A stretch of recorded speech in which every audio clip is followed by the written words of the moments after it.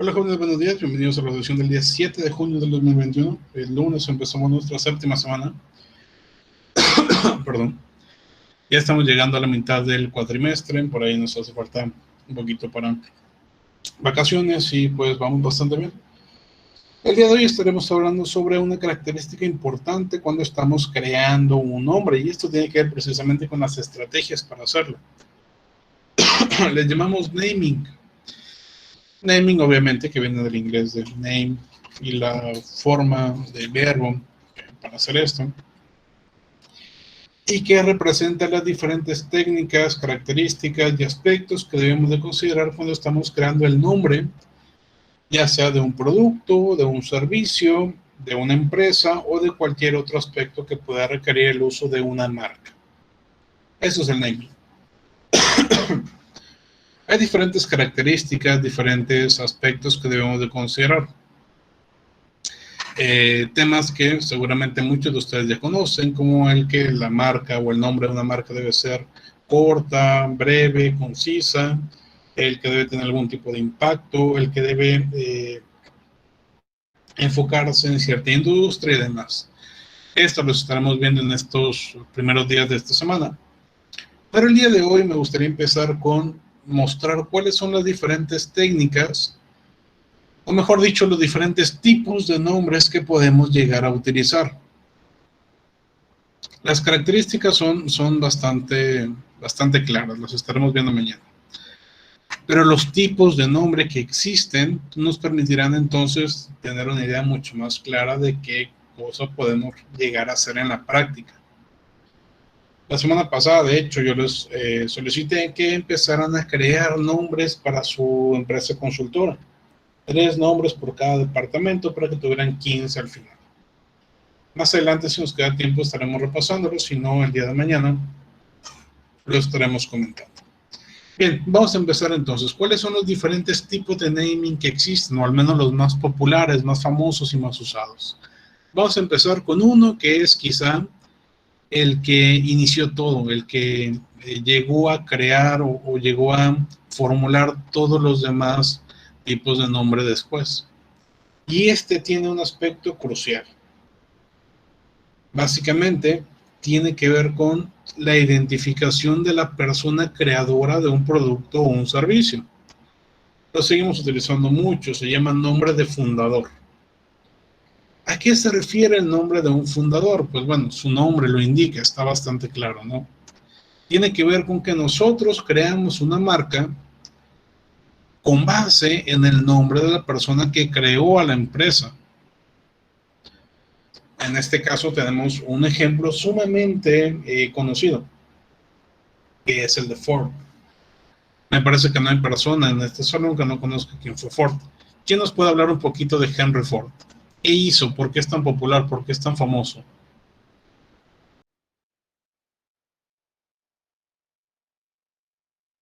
Porque creó la marca de autos, la Ford. Ok, sí, en parte, una parte importante tiene que ver porque creó la marca de autos. Bueno, creó los autos Ford, exactamente. Pero hay una contribución sumamente importante hacia la administración, específicamente hacia la administración científica, o si así lo quieren ver, hacia la ingeniería. ¿Recuerdan cuál fue esta aportación?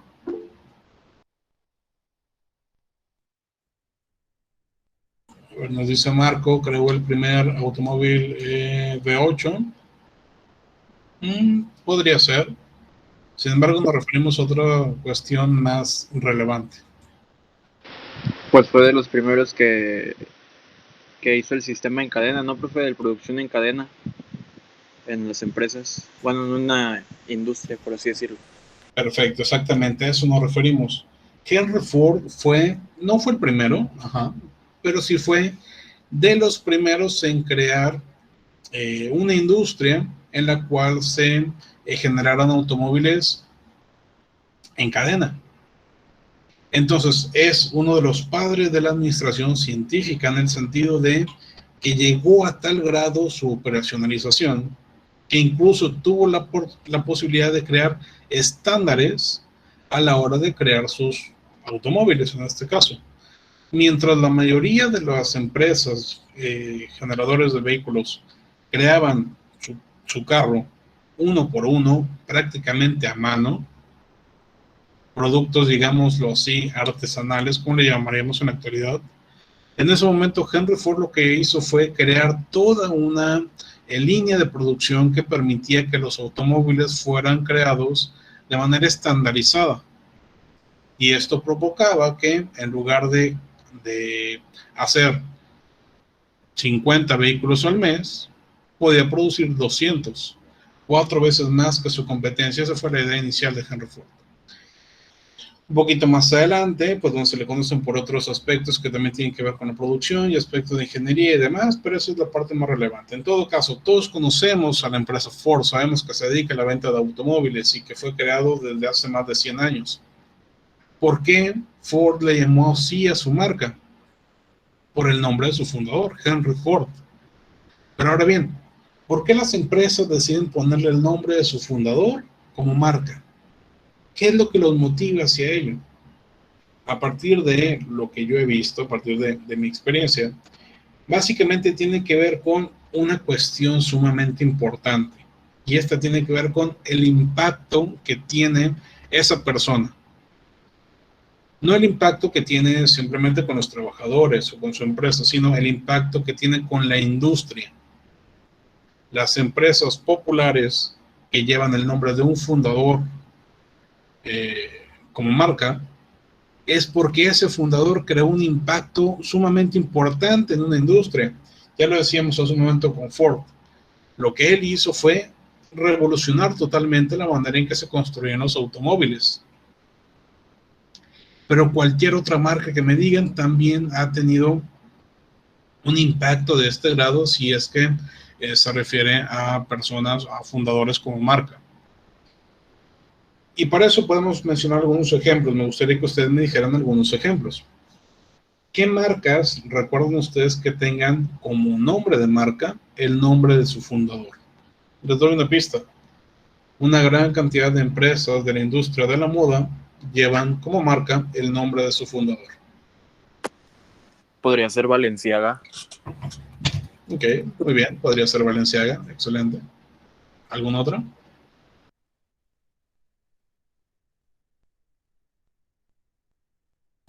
Versace. Muy bien. Dior, nos comenta Naomi. Muy bien, correcto. Chanel es correcto, Louis Vuitton, etcétera. Muy bien.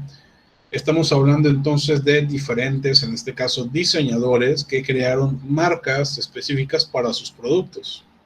¿Dónde está el impacto ahí, profe? Pues bueno, en este caso, la parte del diseño que tiene cada uno de estos que ustedes acaban de nombrar es sumamente representativa.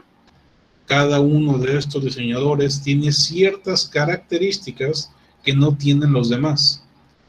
Cada uno de ellos en algún momento de su historia revolucionó parte de la industria, hasta el momento, hasta el punto de crear emporios grandísimos con su propio nombre.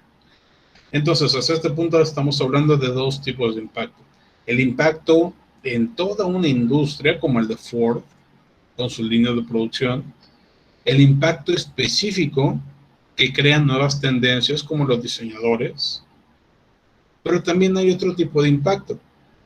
Y que en este tercero se centra en la mayoría de las empresas que le ponen como nombre de fundador a su marca. Y este tiene que ver con el impacto que quiero mostrar a mis clientes a partir del renombre que tiene el dueño de esa marca. Y en esta participan una gran cantidad de organizaciones, sobre todo dedicadas hacia servicios. Los despachos contables, despachos de abogados, empresas consultoras, normalmente, o bueno, en una gran cantidad de ellas, se utilizan los nombres o los apellidos de los fundadores o de los socios mayoritarios para dar un renombre precisamente a la empresa, para que la gente lo reconozca por ese personaje en particular que es muy bueno en lo que hace. Digamos que es excelente abogado, pues bueno, le pongo el nombre de ese abogado a la empresa para que la gente sepa que somos parte de su organización. Si es muy buen consultor, si es muy buen contador, lo mismo. Podemos hablar de, no sé, los contadores de Luis Navarro. Luis Navarro es uno de los contadores más importantes que tiene nuestra ciudad en los últimos 70 años. El señor me parece todavía vive y está a punto de llegar a los 100 años y sigue en activo. Y su despacho contable es uno de los más importantes también de la ciudad y del estado en realidad. Un despacho de abogados como Becerril Coca Becerril, uno de los despachos más importantes a nivel nacional y a nivel Latinoamérica de abogados, que precisamente lleva los apellidos de Becerril y Coca, dos de las personas que crearon ese despacho. Y así podríamos decir distintos casos. Estamos hablando en esta situación entonces de que se coloca el nombre de los fundadores en esas marcas debido al reconocimiento que ya tenían las personas o que quieren tener las personas que son dueñas de la marca. Si yo quisiera, por ejemplo, ser muy reconocido, específicamente yo, con una empresa consultora, en lugar de haberle llamado 13 o BGS o Multitam, como se los mostré la semana pasada, le hubiera puesto García y Asociados. Pero ¿qué sucede con García? ¿Creen que sería un buen nombre de marca para que me reconozcan? ¿Sí o no?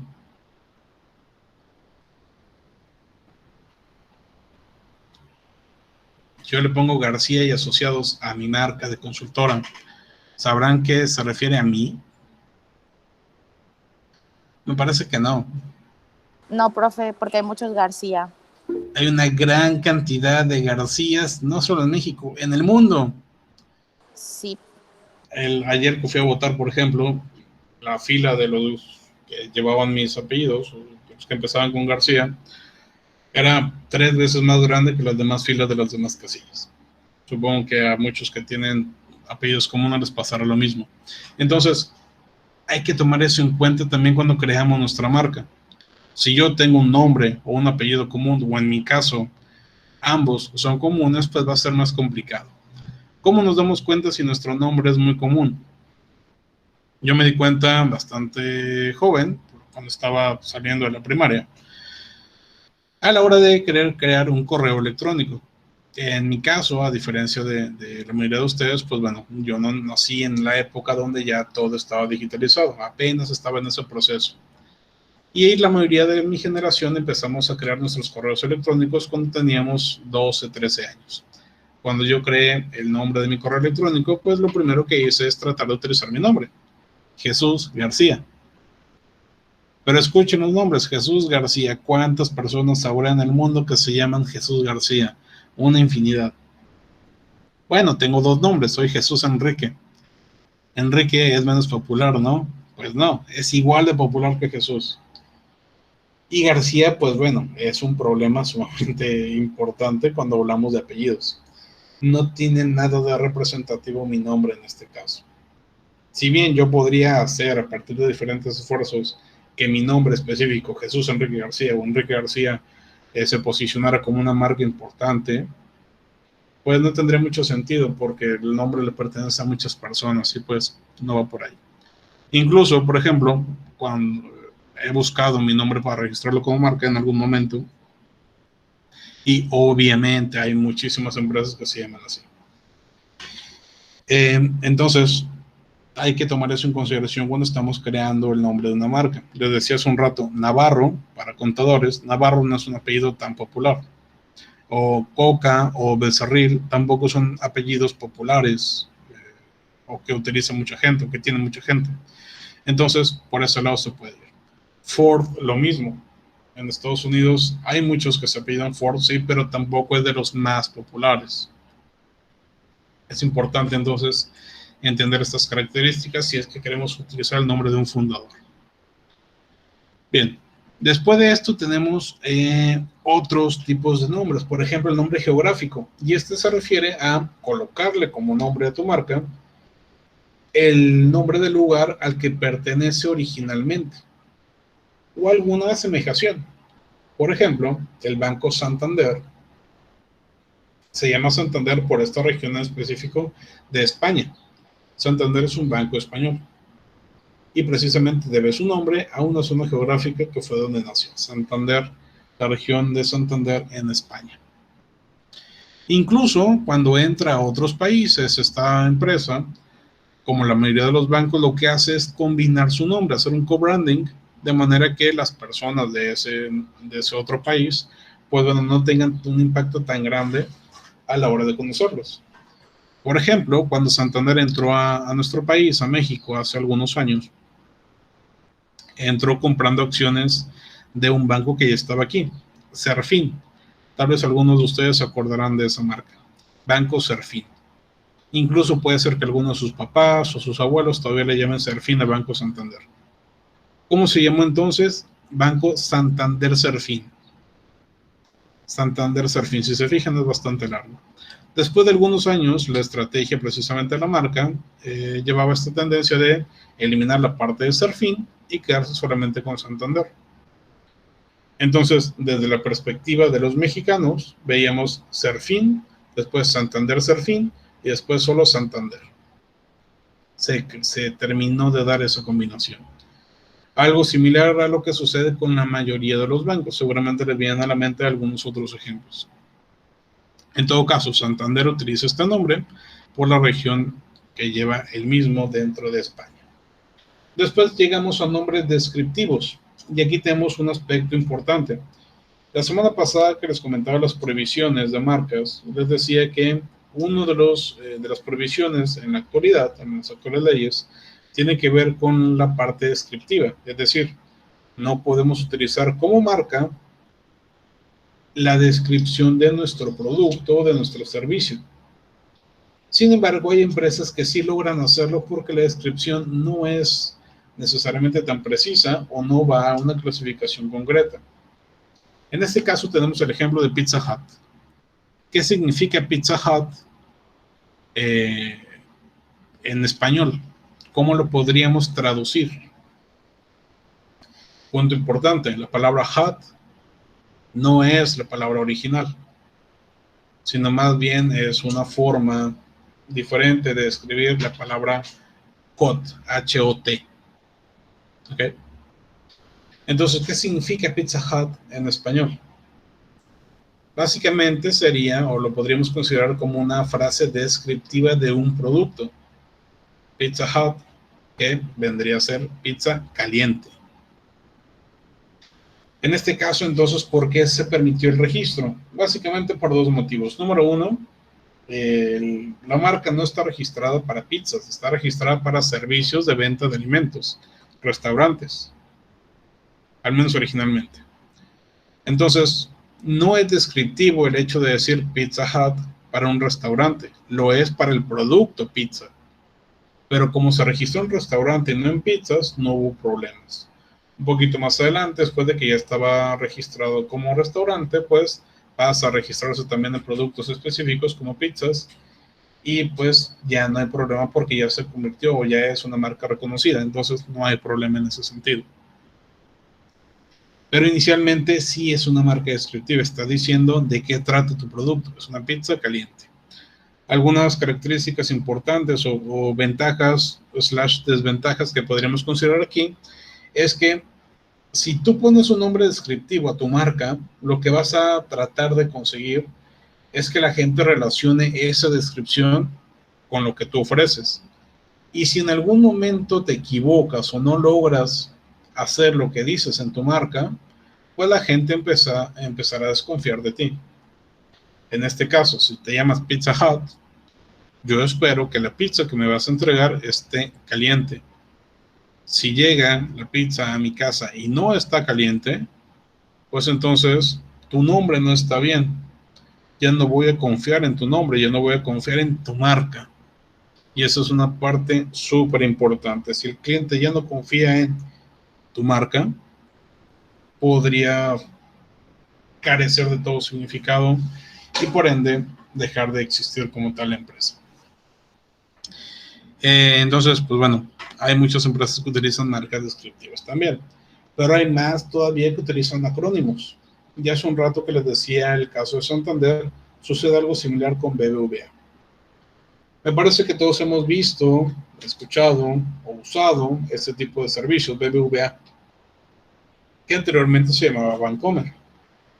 Bancomer, que pasó a llamarse después BBV Bancomer, después BBVA Bancomer, y ahora solamente BBVA. Tienen 1 año y medio más o menos tratando de hacerle entender a la gente que ya no se llama Bancomer, sino solamente BBVA. ¿Qué es lo que sucede con este tipo de empresas, con este tipo de marcas? Lo que hacen es llevar palabras completas a solamente las siglas, crear acrónimos para que las personas entiendan de mejor manera qué marca es. Si utilizáramos el nombre completo sería demasiado largo, por eso utilizamos siglas mejor o acrónimos. ¿Qué significa BBVA? Básicamente, como les repito, se tratan de siglas o de acrónimos. BB, Banco Bilbao Vizcaya. Banco Bilbao Vizcaya son las primeras 3 Bs que tenemos por ahí. Y la letra A que tenemos al final, me parece que es Argentaria, lo que significa. En este caso, Argentaria era otro banco, también de España, que fue absorbido por Grupo BBV. Entonces, al final de cuentas, BBVA fue como quedó al final y es como se utiliza en todo el mundo donde está presente esta organización. Banco Bilbao Vizcaya Argentaria.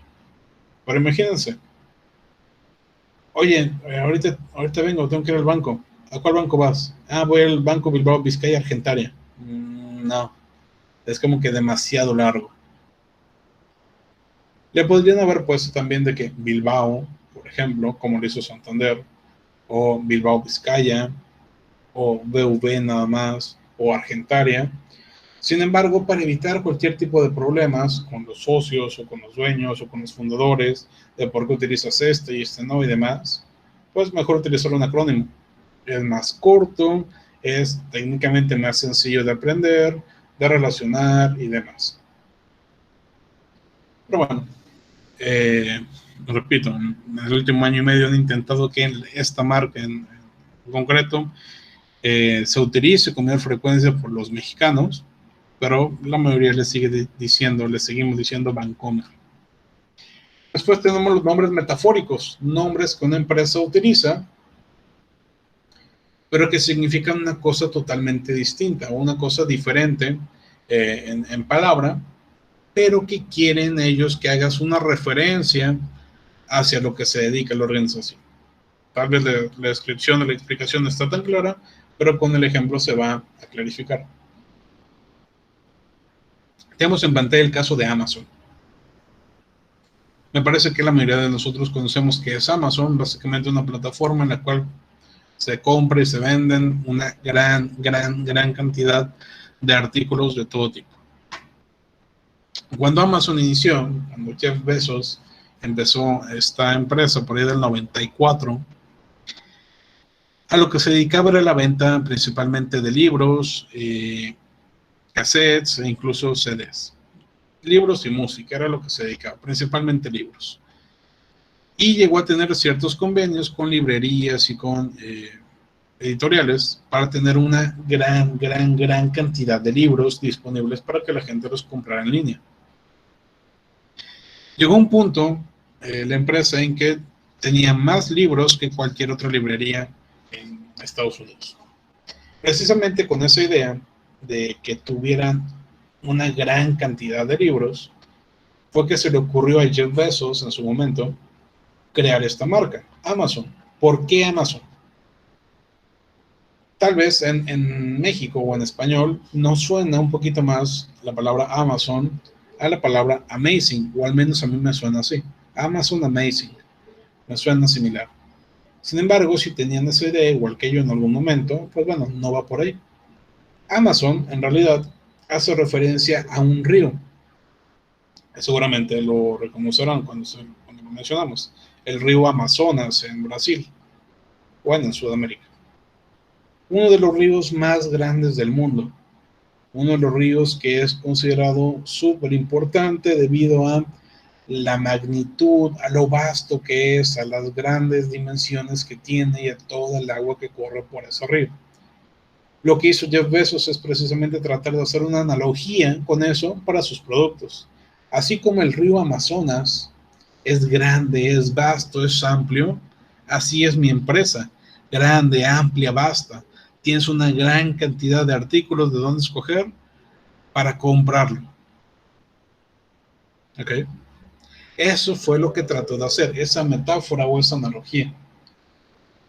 Esa analogía como tal no funciona en todo el mundo. ¿Por qué? Porque, como repito, el río en español se llama río Amazonas y en inglés es el Amazon. ¿Qué sucede entonces?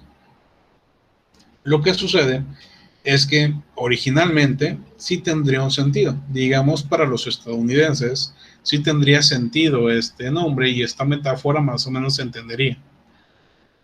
Pero en los lugares que no son de habla inglesa, pues bueno, se pierde un poquito la metáfora. Pero originalmente, pues sí lo es. Entonces, esa es la idea, crear metáforas o crear analogías para que la gente trate de relacionar una cosa con otra. El nombre que aparentemente no tiene mucho que ver con tu servicio o con tus productos. ¿Me explico? Podríamos decir, no sé, Gran Muralla. Si yo les digo Gran Muralla, ¿en qué piensan? Si yo les digo la combinación de palabras Gran Muralla, ¿en qué piensan? Pónganlo en el chat, por favor. ¿Qué piensan o qué les viene a la mente cuando les digo la Gran Muralla?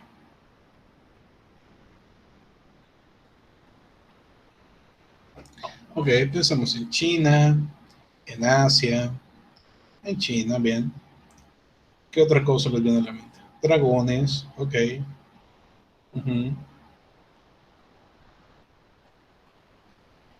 Podríamos hablar también de que es muy larga la Gran Muralla China, de que es muy alta, de que es muy amplia, de que incluso se puede ver desde la luna, etc. Todas esas son características de la Gran Muralla. Es de China, es de Asia, pensamos en dragones, pensamos en su tamaño, su longitud, pensamos en ciertos materiales y demás. Podríamos tomar esas características en consideración para ponerlo como nombre de nuestra marca. Por ejemplo, lo que más les viene a la mente es China y Asia. Entonces pensemos que yo me dedico a vender productos chinos, simplemente. Para hacer esta analogía, para que la gente entienda esta analogía, pues bueno, simplemente pongo la Gran Muralla. Y a la gente inmediatamente va a pensar la Gran Muralla China. Entonces seguramente vendes cosas de China. Y listo. Así a esto se refiere este tipo de naming. Que haga relaciones básicas a partir de una analogía. Podrían ser en ocasiones un poquito más sencillas, como en este caso con la Gran Muralla, o en otros casos más complejas, como el caso de Amazon. ¿Sí? Después tenemos los nombres creados a partir de figuras históricas, como el caso de Tesla. Seguramente muchos de ustedes conocen el caso de Nikola Tesla, que se trata de un inventor mecánico que por ahí no tuvo pues suficiente reconocimiento por diferentes personas que le robaron muchas de sus ideas y demás.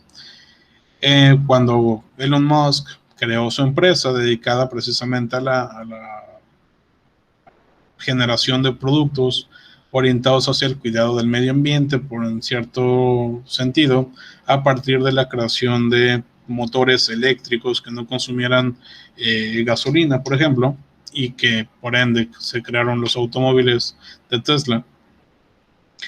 Pues precisamente con esta idea fue que empezó a pensar qué personaje histórico ha tenido esta capacidad de utilizar sus invenciones para ayudar a la gente.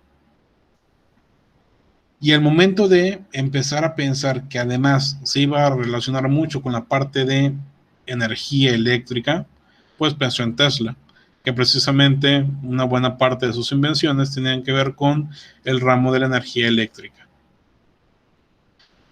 De esta manera, pues bueno, escogió el apellido de este personaje y lo adaptó para su organización. También la semana pasada yo les comenté, por ejemplo, que no podemos utilizar el nombre de personas famosas sin su autorización. Pero ¿qué sucede en este caso? No está utilizando el nombre Nikola Tesla, que sería el nombre completo de este personaje famoso. Está utilizando solamente un apellido denominado Tesla, punto. Eso entonces no infringe del todo aquella prohibición que yo les mencioné, ¿vale? Entonces, pues Tesla puede ser utilizada como marca y precisamente es lo que se hace. El nombre de un personaje histórico. Repito, no necesariamente siempre el nombre completo, puede ser solamente un nombre parecido o una asemejación o solamente un extracto de su nombre. Después tenemos nombres que denominamos como arbitrarios, y estos son aquellos en los cuales la empresa no se basa en absolutamente nada. Simplemente se le ocurrió al dueño, le pareció bonito, le pareció bueno y se lo puso, nada más porque sí. En ocasiones después se le da un significado y en otras no tanto. Por ejemplo, ¿alguien sabe por qué Apple se llama así? ¿Alguien tiene el dato o ha escuchado alguna historia de por qué Apple se llama de esta manera?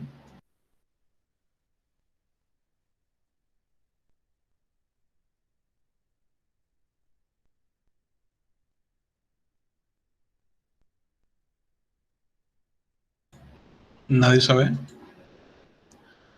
Pues bueno, hay diferentes versiones, hay diferentes historias de por qué Apple se llama de esta manera. En algunos casos se crean historias posteriores.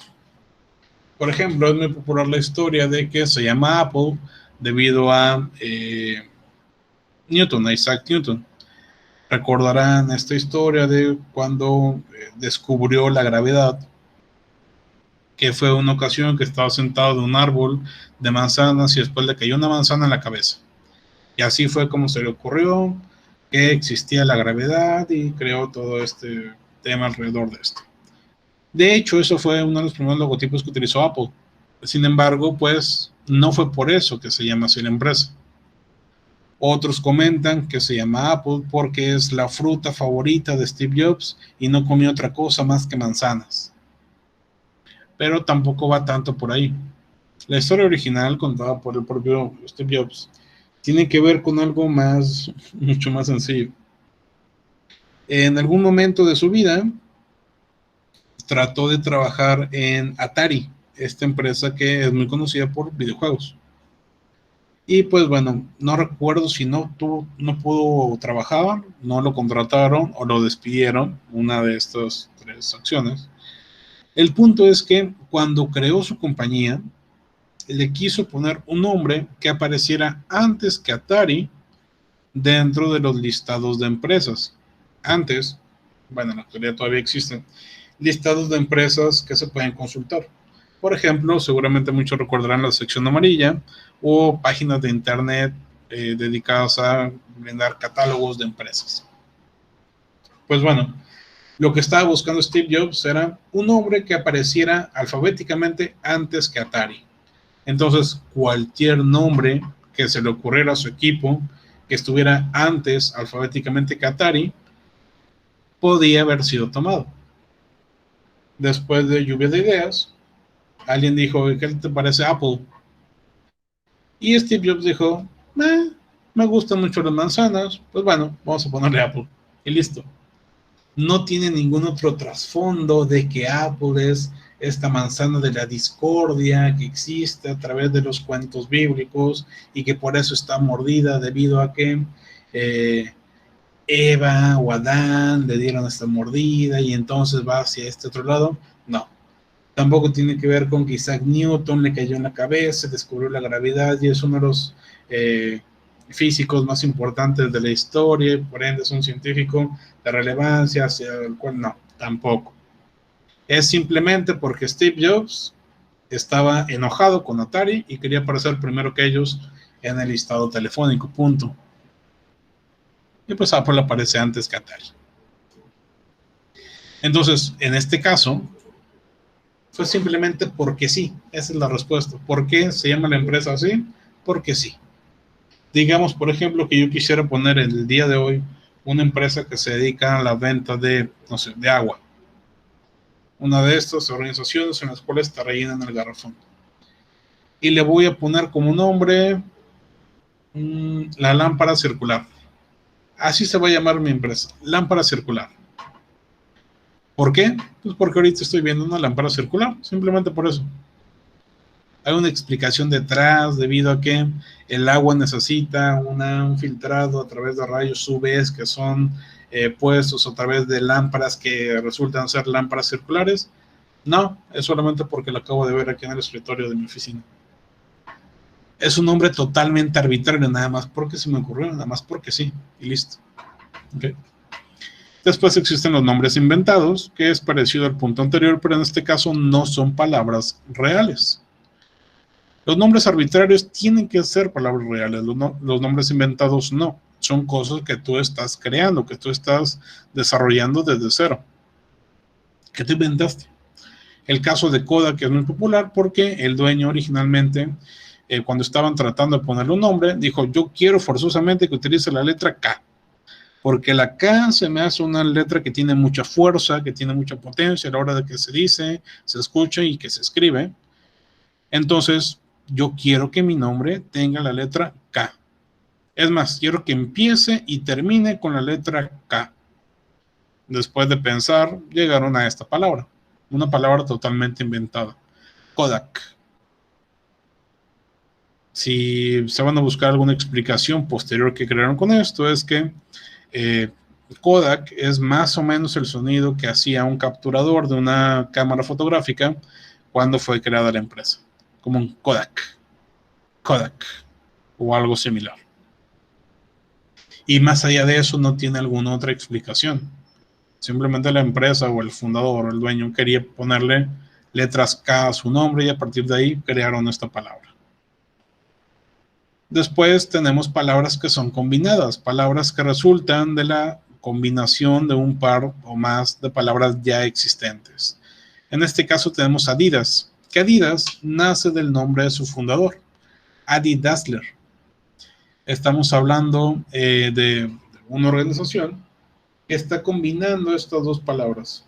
Adi, que es el nombre inicial de esta persona, y Dassler, que es el apellido.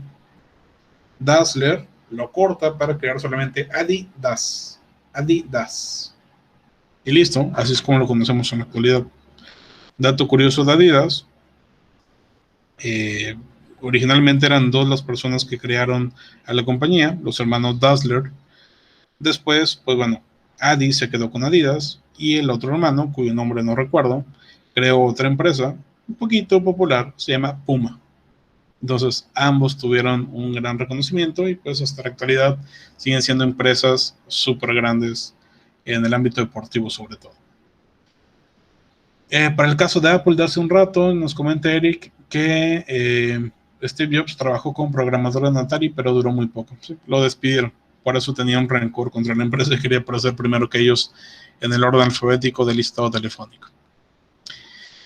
Ya estamos por terminar, llegamos a los nombres sugerentes que tienen que ver con ciertas características o ciertos adjetivos que tratan de decirle a la gente qué eres o quién eres. En este caso, por ejemplo, la marca Big Cola. Estamos hablando de una organización que está tratando de sugerirte o de evocarte o de que entiendas claramente que ellos son grandes. Big Cola. Y a la hora de que piensas en esta marca, no vas a pensar en la lata de refresco o en un envase de 500 mililitros. Vas a pensar en el refresco de 3,5 litros o de 4 litros que puedes encontrar en el supermercado. Big Cola sigue existiendo en algunos mercados específicos de nuestro país. Aquí en Ciudad Victoria, por ejemplo, yo lo he visto en H-E-B, siguen vendiendo. Y en este caso, pues bueno, siguen haciendo alusión a su nombre en cuanto a los envases que utilizan, la cantidad de refresco que incluyen a sus envases. Mientras que un refresco normal, como el de Coca-Cola o Pepsi o cualquier otra empresa similar, utiliza envases de 500, 600 mililitros y después se va a 1 litro y más para allá. Pues bueno, Big Cola, su envase más pequeño me parece que es de 750 mililitros y de allí se sube a 1,5 litros y después a 7 litros, no sé. Pero precisamente está orientado por la marca. La marca fue creada con el objetivo de mostrar qué tipo de productos vende. Entonces, cuando pensamos en Big Cola, ya nos estamos imaginando, número uno, que vamos a tener una gran cantidad de refresco, y número dos, que el precio va a estar bajo. Pero eso ya tiene que ver con otras cuestiones. En todo caso, es más o menos descriptivo, pero no del todo. Se parece mucho a las marcas descriptivas. ¿Cuál es la diferencia? Aquí no estamos describiendo específicamente el producto. Por ejemplo, en Pizza Hut estamos describiendo que está caliente el producto, mientras que aquí Big Cola no está describiendo que el refresco es grande. Lo que puede llegar a ser grande es el envase. ¿Me explico? Entonces te está sugiriendo con la palabra big que es grande, pero un líquido no puede ser grande o pequeño. Puede haber mucho o poco. Entonces solamente es sugerente. Te da una idea de hacia qué se refiere. Por último, tenemos los nombres asociativos. Nombres que son creados a partir de ciertas características también que tiene el producto, pero que en este caso no te lo está describiendo, simplemente te está haciendo una asemejación con base en el producto, para que tú lo relaciones directamente. Por ejemplo, Crunch es asociativo precisamente porque hace o trata de hacer esta similitud con el sonido que produce el chocolate cuando tú lo rompes. En este caso, al ser un chocolate que incluye arroz inflado, normalmente cuando tú lo muerdes o cuando tú lo quiebras con la mano, va a sonar un crunch. Y es precisamente el sonido al que te quieren hacer llegar con la marca. Simplemente viendo el nombre ya nos estamos imaginando este sonido y por ende, si te gusta este tipo de chocolates, pues lo vas a adquirir. Entonces, tratar de asociar lo que hace, lo que provoca o lo que produce un producto dentro de la marca. ¿Vale? Estos son los 11 tipos de marcas que podríamos mencionar. Básicamente son todos los que se utilizan en la industria. Cualquier marca que me digan, cualquier marca que piense en este momento, entra en alguno de estos 11 tipos de nombre. Incluso podrían entrar en más de uno. En algunos casos podrían entrar en 2 o incluso en 3. ¿Vale? Muy bien, mañana estaremos viendo un poquito más de temas relacionados con el naming y estaremos comentando lo de sus propuestas de nombre para consultoras. Por lo pronto vamos a dejar hasta aquí la sesión del día de hoy. Muchas gracias por su asistencia, que tengan un excelente día y nos vemos mañana. Hasta luego.